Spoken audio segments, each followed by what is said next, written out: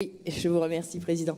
Voilà, parce que l'intervention qui vient d'être entendue, on avait également une intervention à faire dans ce sens, mais pas du tout sur les mêmes conclusions que notre collègue précédent.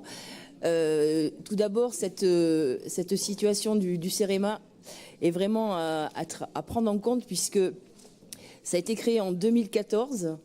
Vous l'avez dit, la fusion du CERTU, des 8 CETE, du SMEGREF, du CETRA, et il y avait à l'époque 250 millions d'euros avec 3300 agents répartis dans une soixantaine de pôles. Dans le budget de 2017, la subvention est tombée à 206 millions d'euros et 500 postes ont été supprimés. Le projet de loi de finances prévoit une nouvelle baisse de la subvention de 5 millions d'euros et également la suppression d'une centaine de postes de plus.